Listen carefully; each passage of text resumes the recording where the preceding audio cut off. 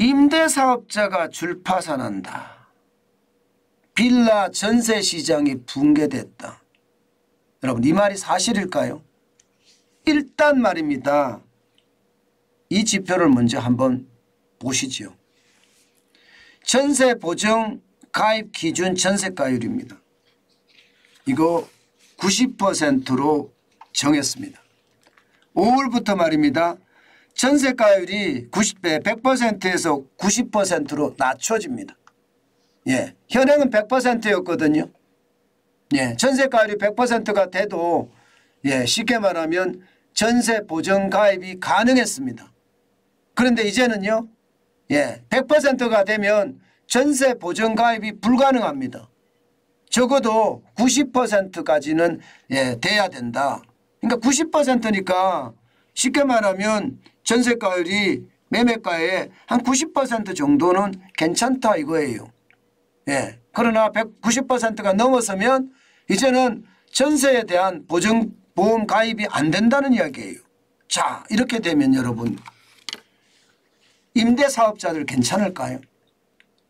대한민국은 아파트만 가지고 임대사업을 하는 사람이 있는 것은 아니거든요. 실제로 말입니다. 빌라나 오피스텔이나 이런 것을 가지고 임대사업 하시는 분들 진짜 많거든요. 그런데 이 빌라 같은 경우는 더더욱이나 말입니다. 전세가율이 보면 지금 역전세 때문에 심각한 상황이에요. 굉장히 심각한 상황입니다. 역전세라는 게 뭡니까? 시가보다가 실제 전세가가 높은 거 깡통 전세를 말하잖아요. 이게 지금 현실이 됐거든요. 집값이 폭락하니까 말입니다. 예, 이렇게 되면 여러분 지금 전세 보증 가입을 못하는 곳이 굉장히 많이 늘어날 거예요. 자, 여러분 이거 한번 보세요. 제가 예, 이게 전세 사기 때문에 발생된 이 전세 보증금의 문제 저는 굉장히 크게 또 시장을 흔들 거라고 보기 때문에 구체적으로 분석하는 겁니다. 지금 수도권 빌라 보증 재가입 불가 비율입니다. 불가. 쉽게 말하면 빌라의 가격이 떨어져서 전세가가 높다는 거 100% 이상이라는 거예요. 근데 서울만 하더라도 62.1%가 지금은 가입하고 있는데 5월 1일부터 재가입을 한다 하면 가입이 안 돼요. 가입이 안 돼요. 경기는 69.1%고요. 인천은 86%나 됩니다. 집값이 제일 많이 떨어진 게 인천 쪽이 많이 떨어졌으니까요. 문제는 여러분 전세를 찾는 사람이 이제 어떤 상황을 어떻게 할 것인가 열쇠를 쥐고 있습니다. 전세를 찾는 사람 입장에서는요. 내가 전세를 찾는다고 하더라도 아니 보증보험 가입돼 있습니까? 이 말 묻지 않을까요? 저는 당연히 물을 것 같아요. 예, 아파트도 마찬가지고 오피스텔도 마찬가지고 보증보험 가입돼 있습니까? 물을 거예요. 왜냐하면 이게 보증보험이 가입이 안 돼 있으면 내 전세 자금이 다 떼질 수도 있잖아요. 그렇기 때문에 보증보험 가입은 필수라고 생각을 할 수 있습니다. 실제로도 말입니다. 많은 사람들이 예, 기본적으로는 요즘은 빌라 안 가려고 자꾸 해요. 기본적으로 아파트로 많이 가려고 합니다. 예, 그러나 돈이 여의치 못한 사람들 입장에서는 이게 예, 보증보험만 가입돼 있으면 빌라도 상관없다 이렇게 가려고 하거든요. 그런데 보증보험 가입이 안 된 데가 이렇게 많아지면 여러분 임대사업자 어떡합니까? 이거 놀려야 됩니까? 아니면 월세로 돌려야 됩니까? 월세로 돌리는 것도 여러분 한계가 있습니다. 월세로 돌리는 것도. 여러분 한번 보실래요? 월세로 돌리는 게 한계가 얼마나 있는지. 예, 진짜 상황이 진짜 심각하다고 제가 생각하는 게 이건데요. 전세 보증금이 여러분 금액이 적지 않습니다. 2022년 기준으로 1,058조 3천억 원이에요. 진짜 많죠. 예, 이게 임대차 3법이 시행되고 나서 예, 지금 보면 전세 보증금이 엄청나게 늘었습니다. 2019년에 798조 7천억 원이 2020년에 968조 9천억 원, 2021년에는 1,056조 1천억 원, 예, 2022년 1,058조 3천억 원. 장난 아니죠. 장난 아닙니다. 만약에 말입니다. 전세 보증금이 이렇게 많은데 물론 이게 뭐 아파트 전세 보증금도 있고 뭐 오피스텔 전세 보증금도 있고 빌라 전세 보증금도 있고 뭐 다가구도 있고 다 있겠죠. 여러 곳 있겠지만 문제는 금액이 너무 많다는 사실이에요.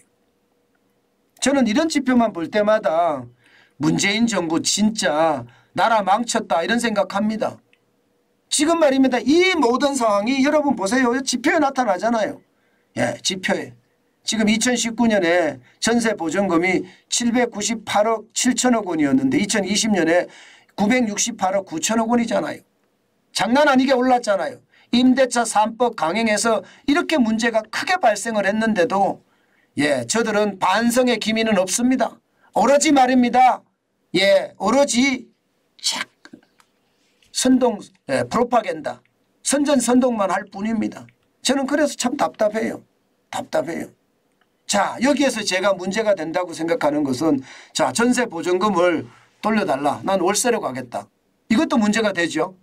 이것도 문제가 됩니다. 또 어떤 경우에는요.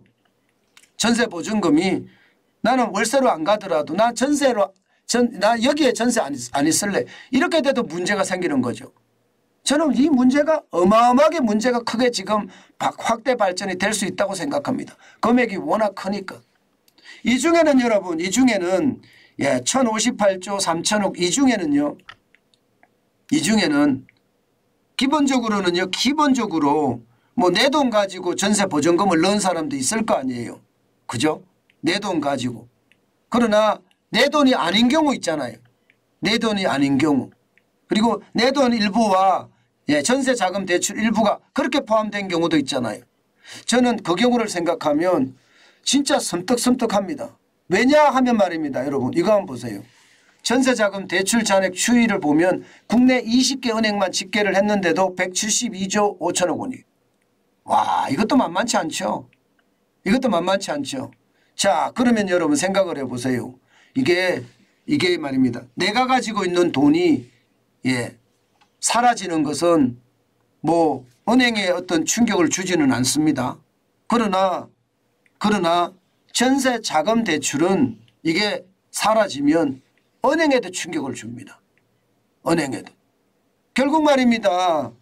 결국 지금 문제가 되는 게 예, 전세 보증금을 돌려달라 했을 때 임대사업자가 줄파산하는 게 문제가 돼서 은행에다 충격을 줄 수 있고요. 게다가 전세 사기 때문에 전세 자금 대출이 사기를 당하는 것. 그래서 은행에 돈을 못 갚는 것. 여기에 또 은행에 대한 문제가 생길 수가 있습니다. 이런 것을 보면 여러분 제가 그 어떤 것보다가 이 위기는 굉장히 크게 보입니다. 아마 앞으로 어떻게 정부가 대처할지 봐야 되지만 어떤 대처를 하더라도요. 예, 이게 전세 사기로 인한 예, 이게 손해를 정부가 메꿔줄 수는 없거든요. 또 하나 어떤 방법을 취하더라도요. 세입자 입장에서는 예, 보정보험이 가입된 곳이 아니면 안 가려고 들 거예요. 예, 이 두 가지가 시장 전체를 들었다 놨다 할 겁니다. 이 와중에 임대사업자들은 지금 최악의 상황을 맞을 수도 있다. 저는 이런 생각합니다. 오죽했으면 임대사업자들이 국토교통부를 찾아갔겠습니까? 그 정도로 절박한 겁니다 지금. 예, 이게 앞으로 발전이 어떻게 될지 모르지만 예, 지금 상황은 점점 나빠지는 추세입니다. 그 나쁨이 결국 경제 전체에 예, 저는 충격을 줄 수도 있다 이렇게 예상을 합니다. 예, 제가 정환진 TV를 운영을 하면서요. 늘 말입니다. 이게 이 작은 단서가 어떤 폭발력을 가지고 있을 것인가 그 말씀을 참 많이 드렸는데 이번 예, 이 단서는 저는 폭발력이 가장 클 것 같아요. 그래서 좀 두렵다는 생각 솔직히 많이 합니다. 예. 네, 우리 에밀리 H님, 박사님 저도 신규 세입자 보러도 안 오는데 사기꾼 되겠어요. 이렇게 지금 에밀리 H님 같이 예, 이야기하시는 분들도 있잖아요. 예, 오늘 슈퍼챗 감사합니다. 슈퍼챗 감사합니다. 예, 지금 현장의 이야기입니다. 이런 것들이. 저는 그래서 시장이 겁난다고 생각합니다. 예, 지금 돌아가는 상황 자체가 저는 지표를 가지고 계속 이야기를 하는데 그 지표들이 좋지 않습니다. 좋은 지표가 그렇게 많지 않다는 게 더 큰 문제라고 저는 보입니다.